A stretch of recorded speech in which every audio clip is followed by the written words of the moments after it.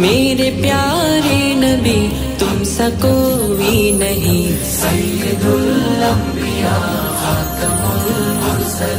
আসসালামু আলাইকুম ওয়া রাহমাতুল্লাহি ওয়া বারাকাতুহু। বিশ্বনবী সাল্লাল্লাহু আলাইহি ওয়াসাল্লামের জীবনীর আজকের 10ম পর্বে আপনাদেরকে আবারও স্বাগত জানাচ্ছি। বিগত 9ম পর্বে আমরা রাসূল সাল্লাল্লাহু আলাইহি ওয়াসাল্লামের জন্ম পূর্বকালীন সময়ে খ্রিস্ট ধর্মে বৈরাগ্যবাদ এবং তৎকালীন সময়ে বৈরাগ্যবাদের ইতিহাস সম্পর্কে একটু বিস্তারিত আলোচনা করেছি।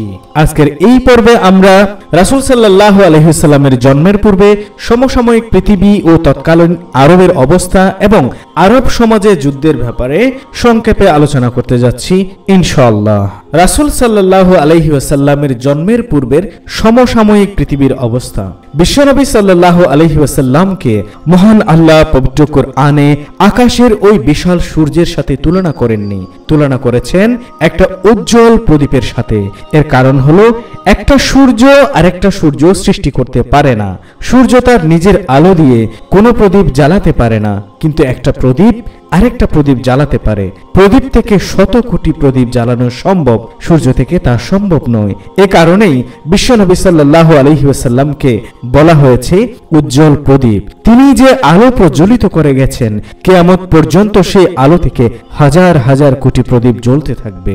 এই প্রদীপ এমন এক প্রদীপ, যে প্রদীপ হাজার কোটি প্রদীপ জ্বালায়, নিজে অমর এবং অক্ষয় হয়। এই প্রদীপের আলো থেকে শত সহস্র কোটি প্রদীপ জ্বলবে, কিন্তু তার নিজের আলো বিন্দু পরিমাণ হ্রাস পাবে না।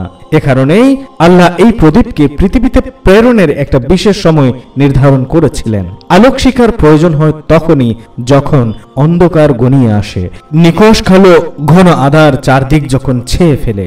সে সময়েও অন্ধকারের একটা আবরণ গোটা ধরণীকে আচ্ছাদিত করেছিল। সামান্যতম আলোর রেশ ছিল না কোথাও। দুচোখ যেদিকে যায় সেদিকে নিশ্চিদ্র অন্ধকার, দুঃসহ ভয়াবহ অন্ধকারের অবগুণ্ঠন, শ্বাসরুদ্ধকর অসহনীয় পরিবেশ, ঘন অন্ধকারে মিথ্যে শক্তির সাবধানী চাপা পদক্ষেপ। অন্ধকার পৃথিবী যেন কি এক ভয়াবহ নিঃসঙ্গতায় থম থম করছিল। রাতের অন্ধকার যতই গভীর হয়, সূর্যের আগমনকাল ততই গনিয়ে আসে। মহান আল্লাহ রাব্বুল আলামিন এমনই এক সময় নির্ধারণ করেছিলেন তার প্রিয় বন্ধুকে এই অন্ধকার পৃথিবীতে প্রেরণের। যে কোনো দৃষ্টিতেই সেটা ছিল উপযুক্ত সময়। পূর্বেই উল্লেখ করা হয়েছে যে সেই সময় সমস্ত পৃথিবী এক প্রকার অন্ধকারে নিমজ্জিত ছিল। যে মুহূর্তে পৃথিবীর প্রয়োজন ছিল এমন একটি আলোকবর্তিকার, আর আল্লাহ যথাসময়ে সেই আলোকবর্তিকা প্রজ্বলন করেছিলেন। আরেকটি বিষয় লক্ষণীয় যে হযরত ঈসা আলাইহিস সালামের আকাশে আরোহণের পরে প্রায় 500 বছরের মধ্যে গোটা পৃথিবী কোথাও আল্লাহ কোনো নবী প্রেরণ করেননি। ফলে মানুষ আল্লাহর বিধান ছেড়ে ধর্মীয় দিক থেকে বিভিন্ন ধরনের ভ্রান্ত বিশ্বাসে বিশ্বাসী হয়ে পড়েছিল। কেউ প্রকৃতির পূজা করত, আবার কেউ নিজের হাতে মূর্তি বানিয়ে তার পূজা আরাধনা করত। আবার কেউ আল্লাহকে বিশ্বাস করত বটে, কিন্তু সেই সাথে তারা এটাও বিশ্বাস করত আল্লাহ একা নন, তার অনেক সাঙ্গপাঙ্গ আছে। তার কাছে কোনো দরখাস্ত পেশ করতে হলে কোনো মাধ্যম ছাড়া পেশ করা যাবে না। এভাবে তারা এক আল্লাহর সাথে অংশীদার বানিয়ে নিত। ধর্মের নামে মায়া মমতাহীনভাবে আদম সন্তানদেরকে হত্যা করা হতো। এই হত্যা দৃশ্য দেখার জন্য শত সহস্র মানুষ সমবেত হতো। মানুষকে বলি দেওয়ার এই নিষ্ঠুর দৃশ্য দেখে কারো মনে সামান্যতম করুণার উদ্রেক হতো না, এই জন্য যে ধর্মের নির্দেশেই কিন্তু এই মানুষ বলি দেওয়া হচ্ছে, আর বলি হয়ে যাওয়ার পরেই নিহত মানুষটা স্বর্গে পৌঁছে যাবে। এই ছিল তৎকালীন ধর্মীয় অবস্থা। আর রাজনৈতিক দিক ছিল আরো বিভৎস এবং ভয়ঙ্কর। গোত্রভিত্তিক শাসন ছিল কোথাও, কোথাও ছিল ঘৃণ্য রাজতন্ত্র, আবার কোথাও ছিল স্বৈরতন্ত্র। সুদভিত্তিক অর্থ ব্যবস্থার কারণে শোষক স্ফীত হয়ে উঠছিল আর শোষিত হয়ে উঠছিল কঙ্কালসার। মানুষের উপর মানুষের প্রভুত্ব কায়েম ছিল। স্বার্থবাদীদের প্রস্তুত আইন কানুনের জাতাকলে নিষ্পেষিত হচ্ছিল জনতা। গোটা পৃথিবী ধ্বংসের শেষ প্রান্তে পৌঁছে গিয়েছিল। যেন সামান্য একটু স্পর্শ করলেই পৃথিবী ধ্বংসের অতলে গভীরে তলিয়ে যাবে। গোটা পৃথিবী মিথ্যে শক্তির বিজয় কেতন সগৌরবে উঠছিল। নেই অন্যায়ের বিবাদ রেখা নিশ্চিহ্ন হয়ে গিয়েছিল। সে সময় কয়েকটি দেশের অবস্থা আলোচনা করলেই প্রকৃত চিত্র ভেসে উঠবে, এবং তারই প্রেক্ষাপটে আমরা তদানীন্তন আরবের অবস্থা সম্পর্কে এখন আলোচনা করতে যাচ্ছি। বিশ্বনবী সাল্লাল্লাহু আলাইহি সাল্লামের মতো উজ্জ্বল আলোকবর্তিকাকে ওই স্থানেই প্রজ্বলিত করার প্রয়োজন সবচেয়ে বেশি ছিল, যেখানে বিরাজ করছিল নিশ্ছিদ্র ঘন তমসাবৃত অন্ধকার। সে সময়ের ইতিহাস বলে গোটা পৃথিবীর মধ্যে আরবের অবস্থা ছিল অন্যান্য দেশের তুলনায় অধিক শোচনীয়। ধর্মহীনতা এবং কল্পনাতে জঘন্য অনাচার এবং অত্যাচারে খ্যাতির শীর্ষে অবস্থান করছিল তদানীন্তন আরব। ইতিহাসে দেখা যায় হযরত হুদ আলাইহিস সালাম আরবে এসেছিলেন খ্রিস্টপূর্ব ৬০০০ অথবা ৫০০০ বছর পূর্বে। সেই প্রাগৈতিহাসিক আমলে হযরত হুদ আলাইহিস সালাম সম্পর্কে পবিত্র কোরআনের ৩টি সূরায় আল্লাহ উল্লেখ করেছেন। সূরা ৩টির নাম সূরায়ে আরাফ, সূরায়ে হুদ এবং সূরায়ে শুআরা। এভাবে কোরআনে প্রায় ৭ জায়গায় হযরত হুদ আলাইহিস সালামের ব্যাপারে আলোচনা করা হয়েছে। ক্ষমতাগর্বী আদ জাতির কেন্দ্রস্থল ছিল আহকাফ এলাকায়। এটা হাজরামাউতের উত্তরে এমনভাবে অবস্থিত ছিল যে এর পূর্বে ওম্মান, উত্তরে রবিউ খালে, কিন্তু বর্তমানে ওই এলাকায় বালুকা স্তূপ ছাড়া আর কিছুই অবশিষ্ট নেই। এই জাতির কাছে হযরত হুদ আলাইহিস সালামকে আল্লাহ প্রেরণ করেছিলেন, কিন্তু তারা নবীর কথা শোনেনি। ফলে তাদেরকে সংশোধন করার লক্ষ্যে আল্লাহ কয়েক ধরনের গজব নাজিল করেন। তবুও তারা আল্লাহর প্রতি না এসে নবীর সাথে বিদ্রোহ করতে থাকে। এরপর এই জাতিকে আল্লাহ গজব দিয়ে একেবারে সমূলে ধ্বংস করে দেন। হযরত হুদ আলাইহিস সালাম এর কবর সম্পর্কে হযরত আলী রাদিয়াল্লাহু তাআলা আনহু বলেন, তার কবর হাজরামাউতের কাসিবে আহমার অর্থাৎ লাল টিলার চূড়ায় অবস্থিত এবং তার মাথার কাছে একটি ঝাউ গাছ দাঁড়িয়ে আছে। হযরত হুদ আলাইহিস সালামের পরে হযরত ইব্রাহিম আলাইহিস সালাম এবং তার সন্তান ইসমাইল আলাইহিস সালাম এসেছিলেন আরবে। তাদের তিরোধানের পরে দীর্ঘ প্রায় 2500 বছরের মধ্যে আরবে আর কোন নবীর আগমন ঘটেনি। পিতা ও পুত্র যে আদর্শের বটবৃক্ষ রোপণ করে গিয়েছিলেন, সে বৃক্ষ যত্নের অভাবে আগাছা পরিবেষ্টিত হয়ে পড়েছিল। পিতা পুত্রের তাওহীদি আদর্শের উপরে শিরক ও কুফরের কালো আবরণ আচ্ছাদিত করে ফেলেছিল। গোটা আরবের বুকে ঘৃণ্য পৌত্তলিকতা পৈশাচিক উল্লাসে উদ্বাহ নৃত্য করছিল। এক আল্লাহর কুদরতে পদপ্রান্তে সেজদা দেওয়ার লোককে একদিন যে পিতা পুত্র ক্লান্তিহীন পরিশ্রমে পুনর্নির্মাণ করেছিলেন যে কাবা, তাদের অবর্তমানে কালের প্রবাহে সেই কাবাঘরে অসংখ্য মূর্তি স্থাপন করে তাদের পায়ে সেজদা দেয়া হচ্ছিল। খোদ কাবাঘরেই প্রায় ৩৬০টি মূর্তি স্থাপন করে এসব জড় পদার্থের সামনে আরাধনা করা হতো। মূর্তির কাছে তারা তাদের মনের কামনা বাসনা পূরণের আশায় মানত করত, মূর্তির নামে শপথ করত। কোনো পশু জবে করার সময় মূর্তির নামে জবে করত। ব্যবসা বাণিজ্য উপলক্ষে কোথাও যাবার সময় মূর্তির কাছ থেকে আশীর্বাদ চাইত। এভাবে একদিকে তাদের ধর্মীয় জীবন ছিল শিরকে পরিপূর্ণ, অপরদিকে আরবদের ব্যবহারিক দৈনন্দিন জীবন ছিল পাপাচার আর অনাচারে ভরা। বর্তমান পৃথিবীর বিভিন্ন দেশের সার্বিক অবস্থার দিকে দৃষ্টিপাত করলে আরবের অবস্থা কেমন ছিল তা কিছুটা কল্পনা করা যায়। সে যুগেও নারী ধর্ষণ ছিল নিত্য নৈমিত্তিক ঘটনা। তবে পার্থক্য হলো আরবে কোনো শিশু ধর্ষিতা হয়েছে কিনা তা জানা যায় না, এবং ধর্ষণের পরে আইনের হাত থেকে বাঁচার জন্য ধর্ষিতা বেচারিকে হত্যা করা হতো না, কিন্তু এ যুগে সেটাই করা হচ্ছে। সমাজ ও মানবতা বিরোধী যত ধরনের অপকর্ম, দুর্বৃত্তপনা থাকা প্রয়োজন, তা সবই আরব সমাজে মজুদ ছিল। সমাজে দুর্বৃত্ত হিসেবে যার যত বেশি পরিচিত ছিল, তার সম্মান ও মর্যাদা ছিল তত বেশি। কে কতটা নারীর যৌবন ছিনিয়ে নিয়েছে, কে কতটা নারীকে ভোগ করেছে, এসব নিয়ে প্রতিযোগিতা চলত। নারীর সতীত্বের কোনো মূল্যই তাদের কাছে ছিল না। আরব সমাজে নারী ছিল শুধুমাত্র ভোগের সামগ্রী। এ যুগের বেশ্যাবৃত্তির নেই, সে যুগেও নারীকে নিয়ে দেহ ব্যবসা করানো হতো। সে সমাজে নারীর কোনো অধিকার তো স্বীকৃত ছিলই না, বরং কন্যা সন্তান ছিল অসম্মান ও মর্যাদাহীনতার প্রতীক। যে পরিবারে কন্যা সন্তান জন্মগ্রহণ করত, সে পরিবারে যেন শোকের ছায়া নেমে আসত। অবশেষে তারা সে কন্যা সন্তানকে জীবন্ত কবর দিত, অথবা পাহাড়ের কোনো গুহায় তাকে ছুঁড়ে ফেলে দিয়ে একটার পর আরেকটা পাথর নিক্ষেপ করে পৃথিবী থেকে মর্মান্তিকভাবে চিরকালের মতো বিদায় করে দিত। স্বয়ং কন্যার পিতা এ ধরনের হৃদয় বিদারক মর্মান্তিক ঘটনার জন্ম দিত। কন্যার মর্মভেদী করুণ আর্তনাদ পিতার পাথর হৃদয়ে সামান্যতম দাগ কাটত না। কে কতটা কন্যা সন্তান এই নিষ্ঠুর পদ্ধতি প্রয়োগ করে হত্যা করতে পেরেছে তা নিয়েও তার একটা গর্ববোধ করত। কোন পরিবারে নারী যখন সন্তান প্রসব করত, প্রসব ব্যথা শুরু হবার পরপরই তাকে একটা গর্তের পাশে রেখে আসা হতো। পুত্র সন্তান জন্মগ্রহণ করলে তাকে স্বাগত জানিয়ে বাড়িতে নেওয়া হতো, আর কন্যা সন্তান জন্মগ্রহণ করলে তাকে কাপড়ে জড়িয়ে গর্তে ফেলে মাটি চাপা দেওয়া হতো। একমাত্র গর্ভধারিণী মাতা ব্যতীত যে কোনো নারীর সাথে দৈহিক সম্পর্ক স্থাপন করা যেত।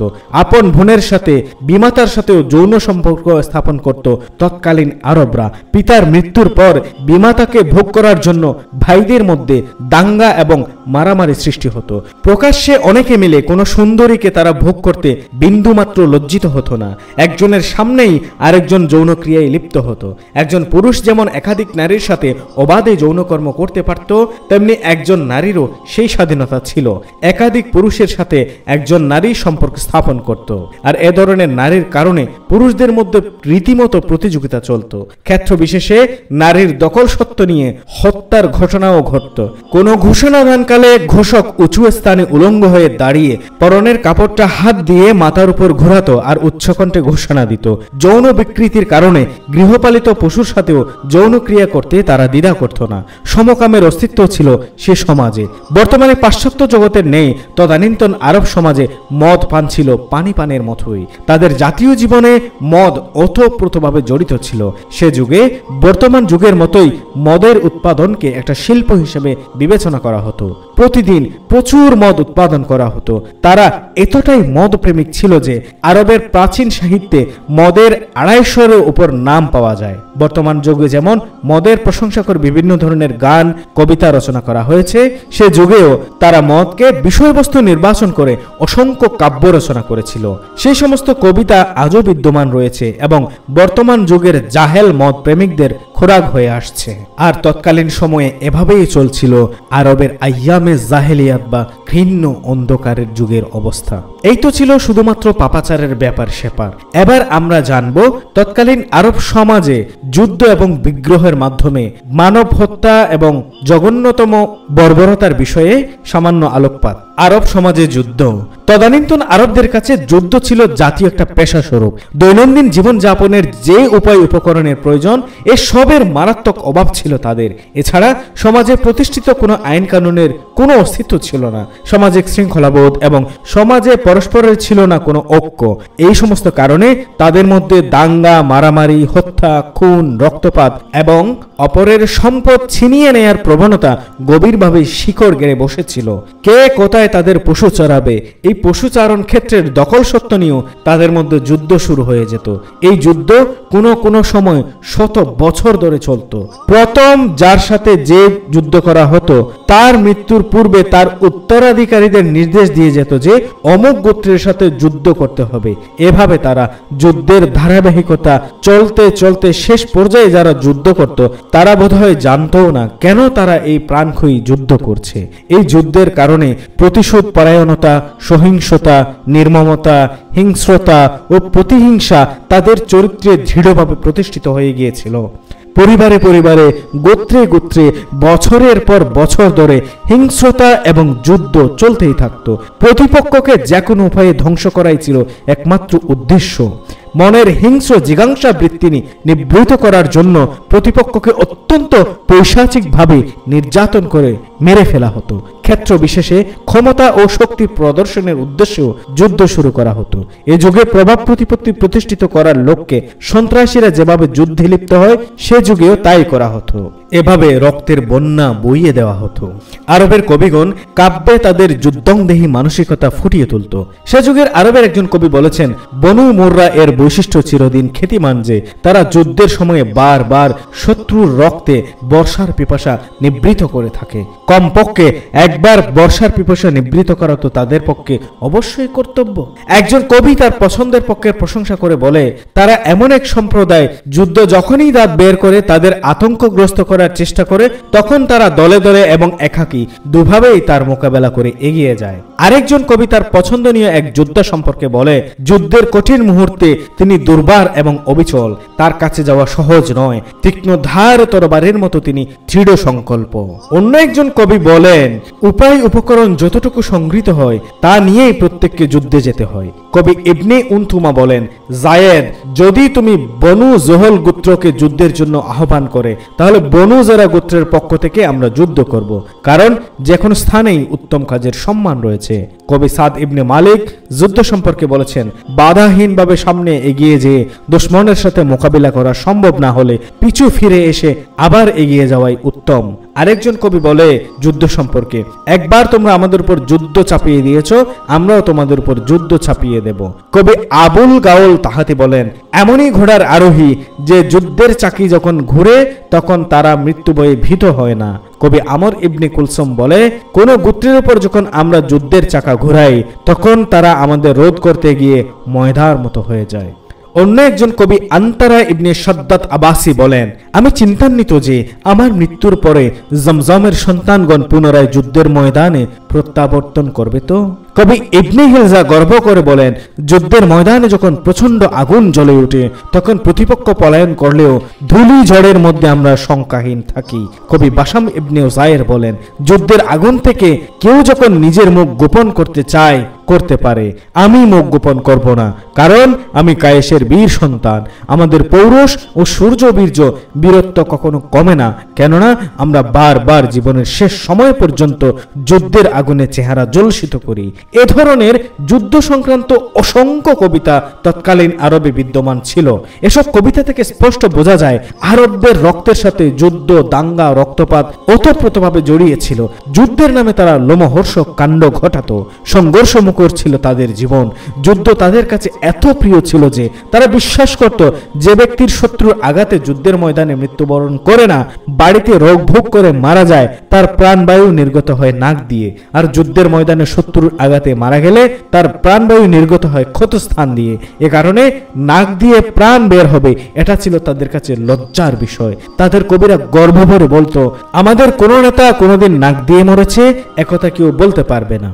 যুদ্ধের আহ্বান শোনা মাত্রই অস্ত্র হাতে ছুটে বের হওয়া আরবদের কাছে বড়ই মর্যাদার বিষয় ছিল। তখন কার সাথে কে যুদ্ধ, কি কারণে যুদ্ধ করতে হবে এই প্রশ্ন কেউ করত না। এই প্রশ্ন ওঠানো ছিল ভীরুতার নিদর্শন। কেউ এই প্রশ্ন ওঠালে চারদিক থেকে তাকে ধিক্কার দেওয়া হতো। আরবের এক কবি বলেছেন, বনি মাজেন গোত্রের মানুষ এমনই শ্রেষ্ঠ বীর যে তাদের কোনো ভাই কোনো গোত্রের মানুষের হাতে প্রহরিত হলে বা অপমানিত হয়ে সাহায্যের আবেদন করলে তারা কোনো প্রশ্ন না করেই যুদ্ধের আগুন জ্বালিয়ে দিত। আমার গোত্র এমনই ভীরু যে তারা যুদ্ধ করতে সম্পদ ছিনিয়ে নিতে পারে না, কারো ওট বা ঘোড়া ছিনিয়ে নিতে পারে না। আফসোস, কেন যে আমি এমন এক গোত্রে জন্মগ্রহণ করলাম না যে গোত্র লুটতারাজ করতে আর যুদ্ধ করতে জানে। রাতে বা দিনে হঠাৎ কোনো জনগোষ্ঠীর উপর আক্রমণ করে তাদেরকে নির্বিচারে হত্যা করে সহায় সম্পদ ছিনিয়ে নেয়া এবং নারীদেরকে ধরে এনে ভোগ করা, ধর্ষণ করা, এটাই ছিল তাদের কাছে জীবিকা অর্জনের প্রিয় পথ এবং গৌরবের বিষয়। ছিনতাই করা অর্থ সম্পদ তাদের কাছে ছিল সবচেয়ে পবিত্র সম্পদ। তারা যখন যুদ্ধে বের হতো তখন তাদের ঘরের স্ত্রীগণ স্বামীদের কাছে প্রতিশ্রুতি গ্রহণ করত যে তারা যেন কেউ শূন্য হাতে ফিরে না আসে। সুন্দরী কুমারী মেয়েদের ধরে এনে তারা ভোগ করত। যে যুদ্ধে কোনো সম্পদ লাভ হতো না, আরব বুদ্ধিজীবীদের কাছে তা ছিল ব্যর্থ যুদ্ধ। অযথা তারা নিজেদের সাহসিকতার প্রচারের জন্য যুদ্ধ শুরু করে দিত। একজনের পশুচারণের ভূমিতে আরেকজনের পশু চড়তে দিত না।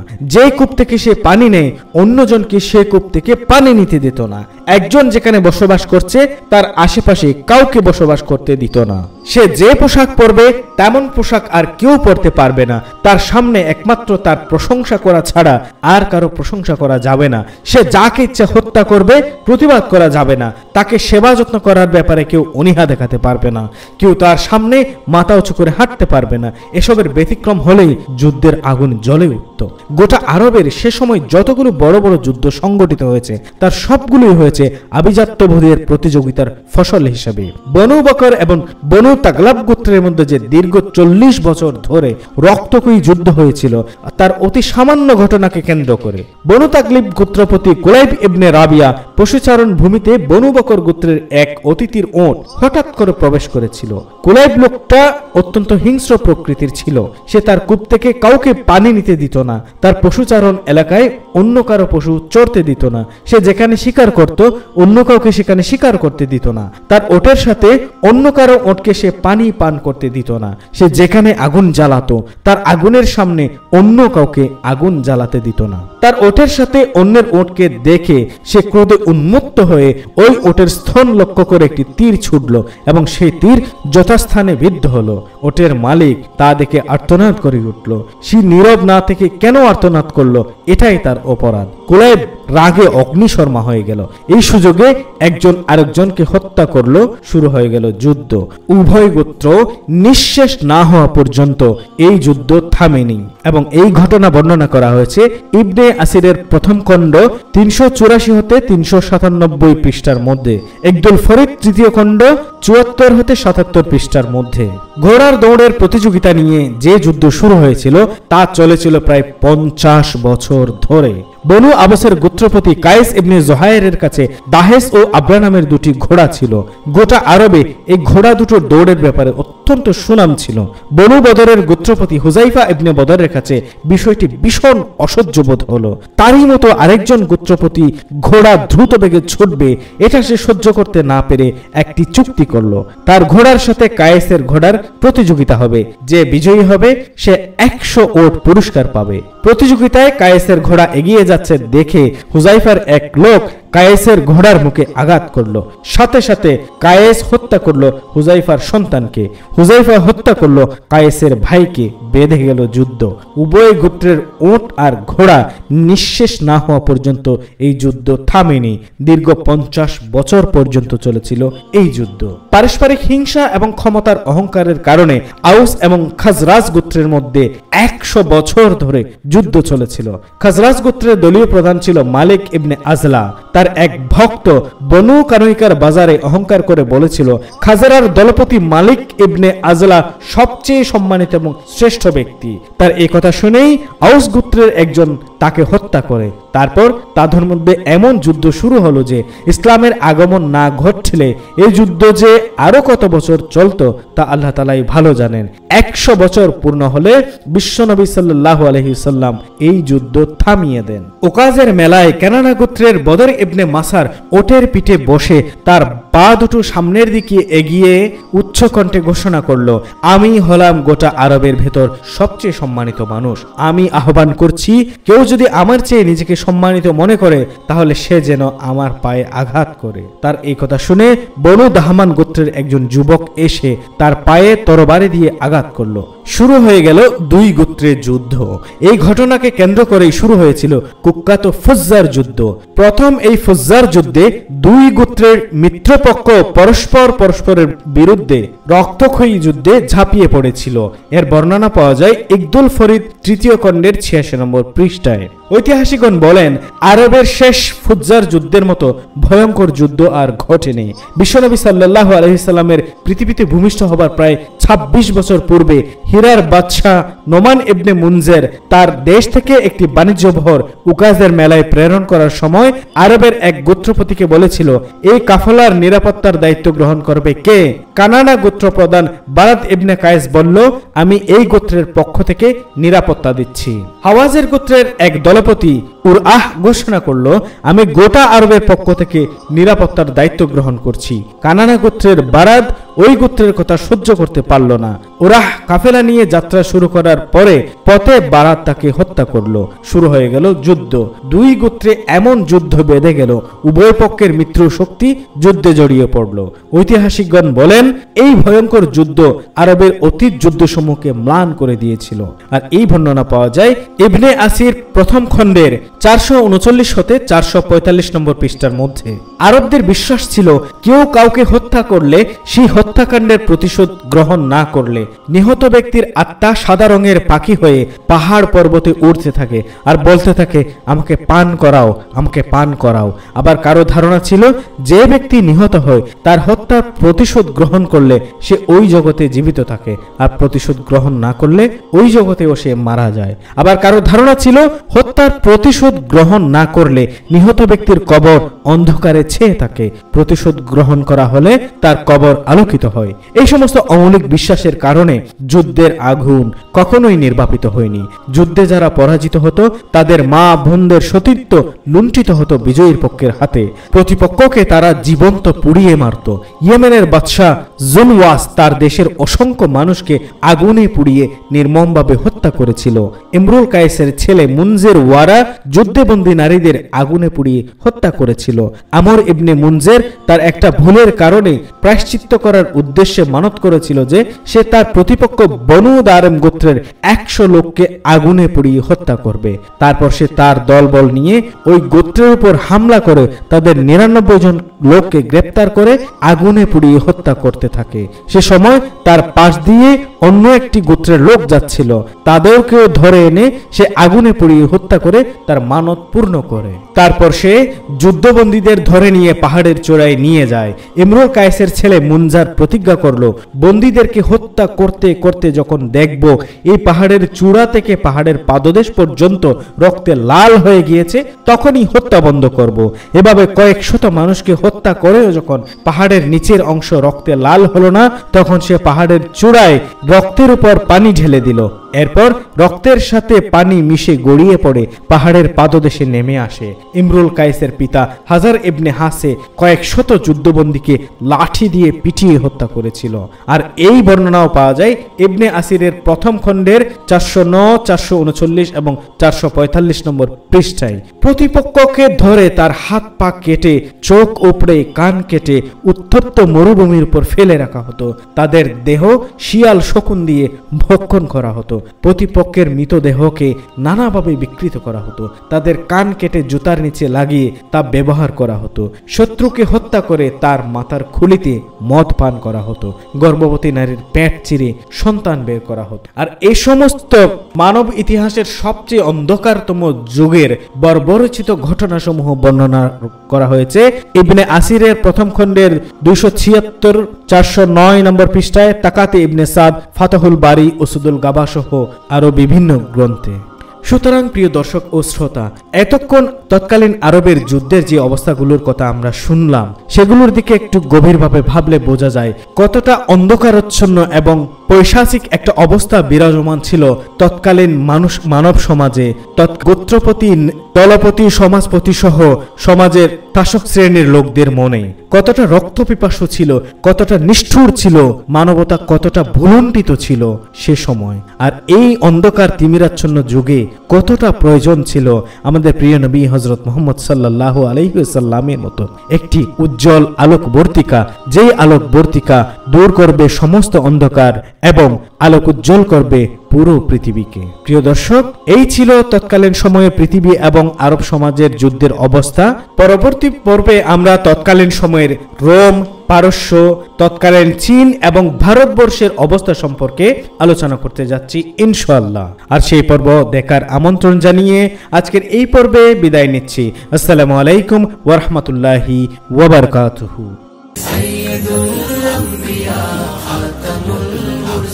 मेरे प्यारे नबी तुम सा कोई नहीं, सैयदुल अंबिया खातमुल मुरसलीन।